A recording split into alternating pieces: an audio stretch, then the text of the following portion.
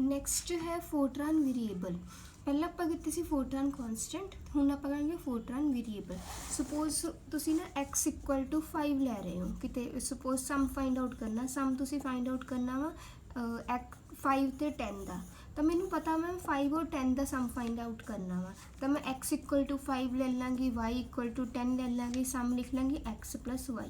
ਤਾਂ ਮੇਰੇ ਜਿਹੜੇ x ਤੇ y ਨੇ ਦੇ ਆਰ ਕੌਨਸਟੈਂਟ, ਕਿਉਂਕਿ ਇਹਨਾਂ ਦੀ ਵੈਲਿਊ ਜੋ ਹੈ ਉਹ ਫਿਕਸ ਆ, x और y की वैल्यू। लेकिन अगर सपोज मैनू कोई कह रहा है कि सम फाइंड आउट करो x + y का, x और y वैल्यू जी तुसी जो प्रोग्रामिंग करते पे हो फिक्स नहीं हैगी, यूजर तो लैनी है। जिवें तुसी रीड कराओ पहला कि मैं कंप्यूटर ते काम जिहड़ा कर रहा, मैं कंप्यूटर उन्होंने कहेगा कि x की वैल्यू दसो किन्नी आ, रीड कराओ फिर y की वैल्यू किन्नी आ। सो जो मैं x और y की वैल्यू जिहड़ा परसन यूज़ करता पे चेंज कर सकता वा, तो उस टाइम आपां की यूज़ करते हैं x और y नू मैं एज अ वेरीएबल कंसीडर करती हूँ, कॉन्सटेंट नहीं कंसीडर करती। तो आप उन्होंने रीड करावांगे या जो भी वो प्रोसैस होएगा वो आप अगे डिस्कस करांगे किद्दां करते हैं। पर वेरीएबल का मीनिंग ये होंदा वा कि जिहड़े फिक्स नहीं होंदे। सो आप इन्हां बारे डील करते हैं फोरट्रान वेरीएबल की होंदे आ। एग्जाम्पल भी दिते कि मान लो 3 सम आ, कंप्यूटर ने उसकी एवरेज फाइंड आउट करनी है, 3 नंबरस ने, सॉरी 3 नंबरस की आप एवरेज फाइंड आउट करनी है। तो 3 नंबरस जोड़े पहले रीड होंगे, फिर उत्ते एवरेज का फॉर्मूला लगेगा, फिर उस बाद उसकी आउटपुट आएगी। ये कंप्यूटर का कंसैप्ट है जो बेसिक स्टैप्स होंगे। तो मेन जी प्रॉब्लम आई कि उन्हें तुसीं रीड करवाने हैं 3 नंबरस में, तो read the 3 numbers and stores them in 3 locations of memory. Computer की करता वा कि सपोज तुसीं 3 वैल्यूज़ x y z नू रीड करते पे हो, तो उन्हें इस वैल्यूज़ इन्हां दे लई एक लोकेशन दे दिंदा, अपनी जिहड़ी मैमरी दी स्टोरेज हुंदी ना उत्थे इन्नी जगह छोड़ दिंदा। ये जगह उन्हें छोड़ दित्ती, फिक्स कर दित्ती कि इत्थे मेरे कोल x दी वैल्यू हैगी, मैमरी एलोकेट करना बोलते हैं। तो उन्होंने इन्ने पोर्शन उन्हें मैमरी एलोकेट कर दी कि एक्स के लिए आए, वाई के लिए कोई होर मैमरी स्पेस, वाई के लिए आई मैमरी स्पेस जैड के लिए आ। उस तो बाद जो adds the contents of 3 location, जी 3 लोकेशंस से जो भी डाटा पिया होएगा उन्होंने ऐड कर देगा एंड डिवाइड कर देगा 3 नाल, तो रिजल्ट आ जाएगा जो अपने को एवरेज निकालने का फॉर्मूला होंदा वा, फिर उसकी आउटपुट दे देगा। तो जो तुहाडे कोल लोकेशंस ने, एक लोकेशन ते जाना, 2 लोकेशन ते जाना, 3 लोकेशन जाना, इत्थे डाटा आना, जो तुसीं इन्हां नूं ऐड करना, तुसीं कहोगे लोकेशन 1, लोकेशन 2, लोकेशन 3, कोई नाम तो दोगे। जिवें लोकेशन 1 भी अगर कह रहे हो तो नाम ही है ना उहदा, तो उन्हां लोकेशंस नूं आपां नूं नाम देना हुंदा, उस लोकेशंस दे नेम नूं आपां बोलदे हां वेरीएबल्स। तो इनू मैं एक्स मन्निया, इनू मैं वाई मन्निया, इनू मैं जैड मन्निया, वो जिहड़ी एक्स वाई जैड रीड करांदे पे वो लोकेशंस दी नेम टू द लोकेशन, मतलब वेरिएबल्स की है, they are just name to the locations, memory locations दे नेम है ये वाली, क्योंकि उन्हें आप यूज़ करना फिर कितने तो उन्होंने अपन देने पैने। जिवें हुण कह रहे कि 15 17 20 का निकालना तुसीं सम, तो फिर 15 17 20 की है किसी दी नूं लोकेट कर दित्ती, ए नूं ए लिख दिता, बी लिखता, सी लिख दिता, तो की हो गई मैमरी एलोकेट होगी। इन्नी जगह जी 15 लिए देती, इन्नी जगह 17 लिए, इन्नी स्पेस जो बी लिए दे दी, लेकिन उन जी स्पेस किहड़ी जगह ते आ उनका नाम ABC दे दिता। तो वो हिसाब नाल आपां डील कर लें। तो A + B + C कट देगा, उस तो बाद विच आंसर भी देना उन्हें, तो D उन्हें आउटपुट देनी है, वो भी एक आंसर देना, उनके लिए भी उन्हें मैमरी देनी पैनी है, तो मैमरी का नाम देना पैना, उन्हें D नाम दे दिता। सो ये तुहाडे कोल जिहड़ी उन्हें वेरीएबल दिते ABCD की ने, ये वेरीएबल्स हो जाएंगे अपने को। फिर एक एग्जाम्पल दी हुई है होर कि consider the problem of finding area of a triangle where 3 sides are given। अगर तुहानूं 3 साइड्स दित्ती हो तुसीं किहड़ा फार्मूला यूज़ करदे, एरिया = √s × s - 1, फिर उस बाद s फाइंड आउट करदे 3 साइड्स के लिए वो लिखा होया। तो उहदे लई तुहाडे कोल की मैमरी एलोकेशन देनी पेगी, एक तो साइड्स के लिए देनी Peggy S A B C ये देना पेगा। तो रीड द 3 साइड्स, उन्होंने नाम देते ABC, ठीक है। उस तो बाद विच ਆਪਾਂ नैक्सट ही करना वा एस निकालना, एस की है A + B + C/2, वैल्यू आ गई, वैल्यू कितने एलोकेट होनी है, वो जिथे एलोकेट होनी उनका नाम देना पैना, वो एस जो नाम दे दिता, तो यह मतलब एस की हो गया, मेरे को एक होर वेरीएबल आ गया। दैन उस तो बाद आपां फिर ये तो चीज़ इवैल्यूएट की S × s - a find out कर लेते वैल्यू, इनू भी अगर तुसीं नाम डेल्टा दे दो तो डेल्टा भी की हो जाएगी, मैमरी एलोकेशन हो जाएगी। तो इनू मैं एरिया नाम दिता, उन्हें अगे जाके ਏਰੀਆ ਜਿਹੜਾ ਉਹ ਆਨਸਰ ਹੀ ਆ ਆਪਣੇ ਕੋਲ ਅੰਡਰ ਰੂਟ ਆਫ ਦਿਸ, ਤਾਂ ਏਰੀਆ ਨਾਮ ਦਿੱਤਾ, ਇਹਦੀ ਐਲੋਕੇਸ਼ਨ ਹੋ ਗਈ, ਤਾਂ ਏਰੀਆ ਵੀ ਕੀ ਹੋ ਗਿਆ ਆਪਣੇ ਕੋਲ ਇੱਕ ਵੇਰੀਏਬਲ ਹੋ ਗਿਆ। ਸੋ ਇਹ ਵੇਰੀਏਬਲਸ ਹੋ ਗਏ। ਹੁਣ ਹਰ ਲੈਂਗੁਏਜ ਦੇ ਵਿੱਚ ਵੇਰੀਏਬਲਸ ਨੂੰ ਜਦੋਂ ਵੀ ਲਿਖਦੇ ਆ ਨਾ ਤਾਂ ਉਹਦੇ ਕੁਛ ਨਾ ਕੁਛ ਰੂਲਸ ਹੁੰਦੇ ਆ। ਜੇ ਤੁਸੀਂ ਫੋਰਟਰਾਨ ਲੈਂਗੁਏਜ ਪੜ੍ਹੋਗੇ ਉਹਦੇ ਅਲੱਗ ਰੂਲ ਹੋਣਗੇ, ਸੀ ਲੈਂਗੁਏਜ 'ਚ ਅਲੱਗ ਹੋਣਗੇ, C++ 'ਚ ਅਲੱਗ ਹੋਣਗੇ। ਜਿਵੇਂ ਇੱਕ ਟੀਚਰ ਆ, ਟੀਚਰ ਦੇ ਪੜ੍ਹਾਉਣ ਦੇ ਅਤੇ ਉਹਦੇ ਟੈਸਟ ਲੈਣ ਦੇ, ਉਹਦੇ ਮੋਨੀਟਰ ਕਰਨ ਦੇ, ਸਾਰਾ ਕੁਛ ਅਲੱਗ-ਅਲੱਗ ਰੂਲਸ ਹੁੰਦੇ। ਉਸੇ ਤਰ੍ਹਾਂ ਹੀ ਇੱਕ ਪ੍ਰੋਗਰਾਮਿੰਗ ਲੈਂਗੁਏਜ ਆ, ਉਹਦੇ ਵੀ ਅਲੱਗ-ਅਲੱਗ ਰੂਲ ਹੁੰਦੇ ਆ। ਸੋ ਕੀ ਰੂਲ ਨੇ ਫੋਰਟਰਾਨ ਲੈਂਗੁਏਜ ਦੇ? ਇੱਕ ਤਾਂ ਇਹ ਹੈ ਕਿ variable name can be from 1 to 6 character in length. 6 characters he use ਕਰ ਸਕਦੇ ਆ, ਇਸ ਤੋਂ ਵੱਧ ਆਪਾਂ ਯੂਜ਼ ਨਹੀਂ ਕਰ ਸਕਦੇ। ਮਤਲਬ ਲੰਬਾ ਨੇਮ ਜਿਹੜਾ ਉਹ 6 ਕਰੈਕਟਰ ਤੱਕ ਹੋ ਸਕਦਾ। ਬੀਟਾ ਕਿੰਨੇ ਹੋ ਗਏ? 1 2 3 4 ਹੋ ਗਏ, ਤਾਂ ਆਪਣੇ ਕੋਲ 6 ਤੋਂ ਵੱਧ ਨਹੀਂ ਹੋ ਸਕਦੇ। ਫਸਟ ਜਿਹੜਾ ਕਰੈਕਟਰ ਆ ਉਹ ਜਿਹੜਾ ਅਲਫਾਬੈਟ ਹੀ ਹੋਣਾ ਚਾਹੀਦਾ। ਸਟਾਰਟਿੰਗ ਕਰੈਕਟਰ ਜਿਹੜਾ ਉਹ 1 2 3 ਡਿਜਿਟਸ ਨਹੀਂ ਹੋ ਸਕਦਾ ਹੈਗਾ। ਉਸ ਤੋਂ ਬਾਅਦ ਤੁਸੀਂ ਜਿਹੜਾ ਕਰੈਕਟਰ ਹੈਗਾ ਉਹ ਜੋ ਮਰਜ਼ੀ, ਚਾਹੇ ਅਲਫਾਬੈਟ ਲਗਾ ਲਓ ਚਾਹੇ ਨੂਮੈਰਿਕ ਲਗਾ ਲਓ, ਲੇਕਿਨ ਆਪਾਂ ਸਪੈਸ਼ਲ ਕਰੈਕਟਰ ਦਾ ਯੂਜ਼ ਨਹੀਂ ਕਰ ਸਕਦੇ। ਮੰਨ ਲਓ ਮੈਂ ਕਹਾਂ ਕਿ ਮੈਂ ਏਰੀਆ ਹੈਸ਼ ਇਹ ਨਾਮ ਦੇ ਦਾਂ ਕਿਸੇ ਵੇਰੀਏਬਲ ਦਾ, ਨਹੀਂ ਦੇ ਸਕਦੇ। ਮੈਂ ਸਟਾਰ ਪਾ ਦੇਵਾਂ, ਆਪਾਂ ਨਾਮ ਨਹੀਂ ਦੇ ਸਕਦੇ। ਡਾਟ ਪਾ ਦੇਵਾਂ, ਨਹੀਂ ਯੂਜ਼ ਕਰ ਸਕਦੇ। ਇਹ ਸਪੈਸ਼ਲ ਸਿੰਬਲਸ ਨੇ। ਆਪਾਂ ਪੜ੍ਹੇ ਸੀ ਨਾ ਸਪੈਸ਼ਲ ਕਰੈਕਟਰਸ ਸਟਾਰਟਿੰਗ ਦੇ ਵਿੱਚ। ਇੱਕ ਤੁਸੀਂ ਅਲਫਾਬੈਟਸ ਪੜ੍ਹੇ ਸੀਗੇ, ਇੱਕ ਤੁਸੀਂ ਪੜ੍ਹੇ ਸੀਗੇ ਨੂਮੈਰਿਕ ਵਾਲੇ, ਅਤੇ ਇੱਕ ਲਾਸਟ ਵਾਲੇ ਸਪੈਸ਼ਲ ਕਰੈਕਟਰ ਸੀ। ਸਪੈਸ਼ਲ ਕਰੈਕਟਰ ਨਹੀਂ ਯੂਜ਼ ਕਰ ਸਕਦੇ ਆਪਾਂ। ਇੱਦਾਂ ਦੇ ਨੇਮ ਪੋਸੀਬਲ ਆ ਇਹ ਵਾਲੇ ਸਾਰੇ, ਕਿਉਂਕਿ ਇਹਨਾਂ 'ਚ ਜਾਂ ਅਲਫਾਬੈਟਸ ਯੂਜ਼ ਹੋ ਰਹੇ ਜਾਂ ਨੂਮੈਰਿਕ, ਅਤੇ ਪਹਿਲੇ ਡਿਜਿਟ ਕੀ ਆ ਹਮੇਸ਼ਾ ਆਪਣੇ ਕੋਲ ਅਲਫਾਬੈਟ ਹੀ ਹੈਗੀ ਆ। ਫੋਰਟਰਾਨ ਵਰਬਸ ਵਿੱਚ have special meaning in Fortran can not be use as variable names. ਜਿਵੇਂ ਹੁਣ ਤੁਸੀਂ ਨਾ ਇੱਕ ਸਪੋਜ਼ ਜਦੋਂ ਫੋਰਟਰਾਨ ਆਪਾਂ ਪੜ੍ਹਾਂਗੇ ਤਾਂ ਆਪਾਂ ਕੋਈ ਵੈਲਿਊ ਰੀਡ ਕਰਨੀ ਆ ਤਾਂ ਆਪਾਂ ਯੂਜ਼ ਕਰਾਂਗੇ ਰੀਡ। ਜਦੋਂ ਮੈਂ ਕੁਝ ਵੈਲਿਊ ਪ੍ਰਿੰਟ ਕਰਾਣੀ ਆ ਤਾਂ ਮੈਂ ਯੂਜ਼ ਕਰੂੰਗੀ ਰਾਈਟ। ਤਾਂ ਉਹ ਕੀ ਨੇ? ਰੀਡ ਤੇ ਰਾਈਟ ਇੱਕ ਫੋਰਟਰਾਨ ਦੀਆਂ ਵਰਬਸ ਨੇ, ਇਹਨਾਂ ਨੂੰ ਵਰਬਸ ਬੋਲਿਆ ਜਾਂਦਾ ਵਾ, ਜਿਹੜੀਆਂ ਫਿਕਸ ਨੇ।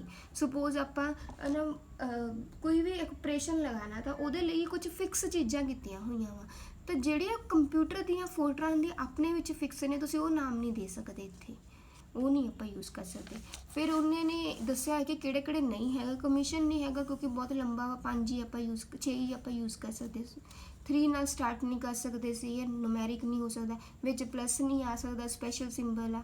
ਇਫ ਨਹੀਂ ਹੋ ਸਕਦਾ। ਇਫ ਵੀ ਕੀ ਹੈ? ਫੋਰਟਰਾਨ ਵਰਬ ਆ। ਆਪਾਂ ਕੰਡੀਸ਼ਨ ਲਾਣੀ ਆ। ਕੱਲ੍ਹ ਵੀ ਮੈਂ ਦੱਸਿਆ ਸੀ, ਇੱਕ ਫਲੋ ਚਾਰਟ ਬਣਾਇਆ ਸੀ ਆਪਾਂ, ਤਾਂ ਉਹ 'ਚ ਇਫ ਦਿਸ ਇਜ਼ ਟਰੂ, ਤਾਂ ਇਹਦੇ ਵਿੱਚ ਵੀ ਇਫ ਹੁੰਦਾ ਵਾ ਆਪਣੇ ਕੋਲ ਕੰਡੀਸ਼ਨ ਵਾਸਤੇ। ਗੋ ਟੂ ਨਹੀਂ ਯੂਜ਼ ਕਰ ਸਕਦੇ। ਗੋ ਟੂ ਵੀ ਇੱਕ ਤਰ੍ਹਾਂ ਦੀ ਸਟੇਟਮੈਂਟ ਹੋ, ਅੱਗੇ ਜਾ ਕੇ ਪੜ੍ਹਾਂਗੇ ਆਪਾਂ। ਇਹ ਵੀ ਵਰਬ ਆ, ਇਸ ਕਰਕੇ ਆਪਾਂ ਗੋ ਟੂ ਜਿਹੜਾ ਉਹ ਨਹੀਂ ਯੂਜ਼ ਕਰ ਸਕਦੇ। ਸੋ ਇਹ ਰੂਲਸ ਕਰ ਲਿੱਤੇ। ਵੇਰੀਏਬਲਸ ਕੀ ਹੁੰਦੇ ਆਪਾਂ ਇਹ ਵਾਲੇ ਕਰ ਲਿੱਤੇ। ਹੁਣ ਆਪਾਂ ਕੀ ਕਰਾਂਗੇ? ਟਾਈਪਸ ਉਹਦੀਆਂ। ਸੋ ਟਾਈਪਸ ਜਿਵੇਂ ਉਹਦੇ 'ਚ ਕੀਤੀਆਂ ਸੀ ਉੱਦਾਂ ਹੀ ਆ, ਇੰਟੀਜ਼ਰ, ਰੀਅਲ ਅਤੇ ਕਰੈਕਟਰ। ਵੇਰੀਏਬਲਸ ਦੇ ਨੇਮ ਜਿਹੜੇ ਆ ਉਹ ਵੇਰੀਏਬਲਸ ਜਿਹੜੇ ਆ they are names of memory locations. ਅਤੇ ਕਿਸ ਟਾਈਪ ਦੇ ਹੋ ਸਕਦੇ? ਇੰਟੀਜ਼ਰ ਹੋ ਸਕਦੇ, ਰੀਅਲ ਹੋ ਸਕਦੇ, ਜਾਂ ਫਿਰ ਕਰੈਕਟਰ ਹੋ ਸਕਦੇ ਆ। ਵੇਰੀਏਬਲ ਇੰਟੀਜ਼ਰ ਵੇਰੀਏਬਲ ਕਿਹੜੇ ਹੋਣਗੇ? ਜਿਵੇਂ ਆਪਾਂ ਕੌਨਸਟੈਂਟ ਕਹਿ ਰਹੇ ਸੀ ਤਾਂ ਕੌਨਸਟੈਂਟ ਮੈਂ ਕਹਿ ਰਹੀ ਸੀ 5 ਇਜ਼ ਕੌਨਸਟੈਂਟ, ਲੇਕਿਨ x ਇਕੁਅਲ ਟੂ ਅਗਰ 5 ਮੈਂ ਲਿਖ ਦਿੱਤਾ, x ਇਕੁਅਲ ਟੂ ਸਮਥਿੰਗ ਲਿਖਿਆ ਮੈਂ, ਔਰ x ਦੀ ਵੈਲਿਊ ਆਪਾਂ ਕਿਹੜੀ ਲੈ ਰਹੇ ਹਾਂ? ਹਮੇਸ਼ਾ 5 6 ਇੰਟੀਜ਼ਰ ਵੈਲਿਊ ਕੰਸੀਡਰ ਕਰਦੇ ਪਏ ਹਾਂ।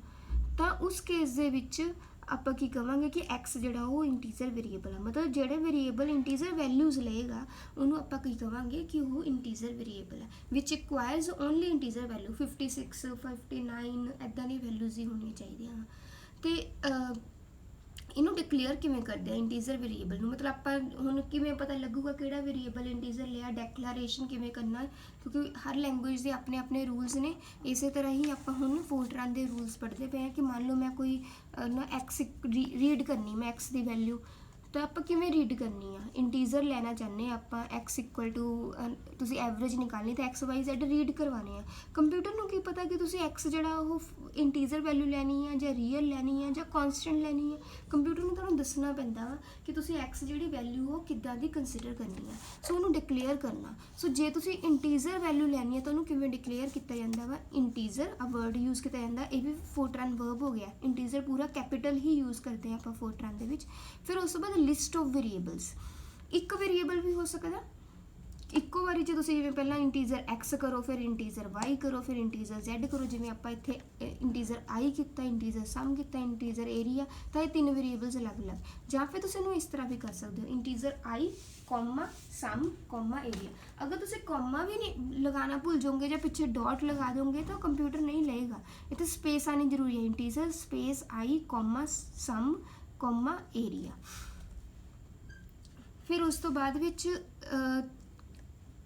You can declare side and circum as real variable. ਇੱਦਾਂ ਹੀ ਉਹਨੇ ਕਿਹਾ ਕਿ ਇਹ ਵੀ ਤੁਸੀਂ ਯੂਜ਼ ਕਰ ਸਕਦੇ ਹੋ। ਅਤੇ ਰੀਅਲ ਨੂੰ ਜਦੋਂ ਤੁਸੀਂ ਲੈਣਾ ਵਾ, ਰੀਅਲ ਵੇਰੀਏਬਲ ਦੀ ਗੱਲ ਕਰ ਰਹੇ ਹਾਂ, ਵੇਰੀਏਬਲ ਡੈਕਲੇਰੇਸ਼ਨ ਇਹ ਇੰਟੀਜ਼ਰ ਦੀ ਹੋਗੀ। ਅਗਰ ਰੀਅਲ ਦੀ ਕਰਨੀ ਫਿਰ ਆਪਾਂ ਇੱਥੇ ਰੀਅਲ ਦਾ ਯੂਜ਼ ਕਰਦੇ ਹਾਂ।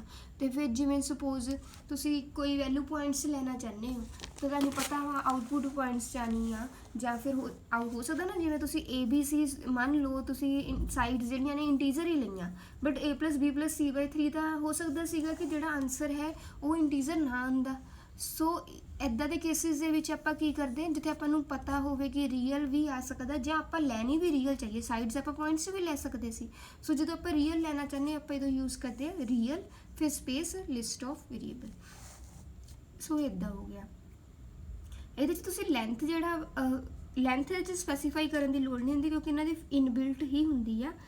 ਇੱਕ ਨਾ ਇਹਨਾਂ ਨੇ ਸਟਾਰਟਿੰਗ ਦੇ ਵਿੱਚ ਦਿੱਤਾ ਹੋਇਆ ਆਹ ਵਾਲੀ ਚੀਜ਼, ਇਹ ਪੜ੍ਹ ਲਿਓ ਕਿ ਆਪਣੇ ਕੋਲ at the beginning of the program the variable type should be declared, however it is not compulsory to declare variables if the variable are not declared, the variable name starting with this I consider to be integer।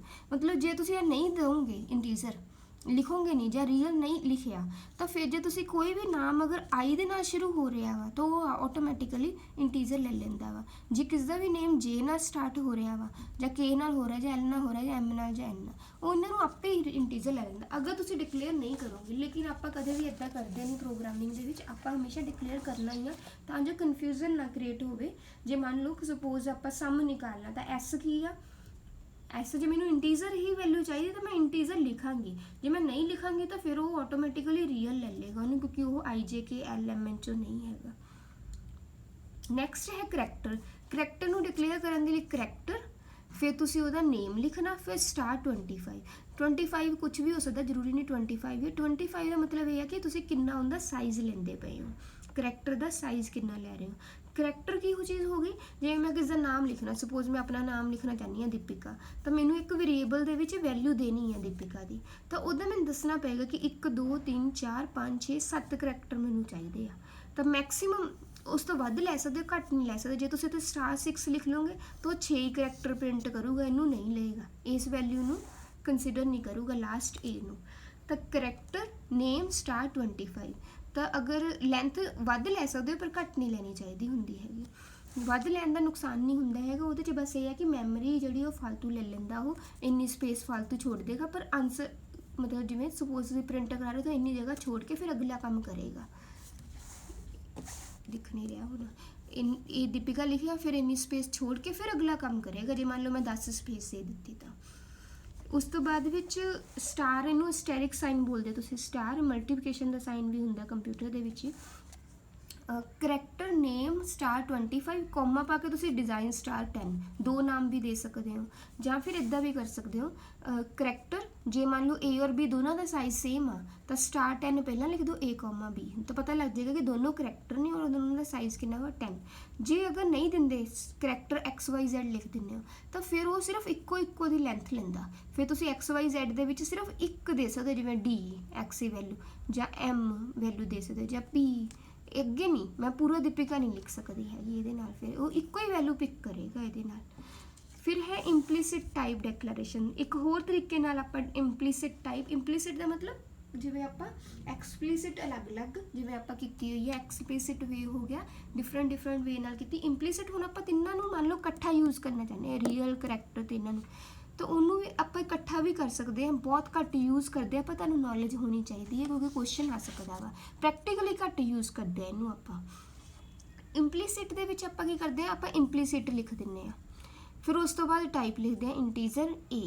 ਇਹਦਾ ਮਤਲਬ ਕੀ ਹੋਇਆ ਕਿ ਆਲ ਦਾ variable ਜਿਨ੍ਹਾਂ ਦਾ ਨੇਮ A ਨਾਲ start ਹੋਏਗਾ ਉਹ ਸਾਰੇ ਦੇ ਸਾਰੇ ਕੀ ਹੋਣਗੇ, ਇੰਟੀਜ਼ਰ ਹੋਣਗੇ।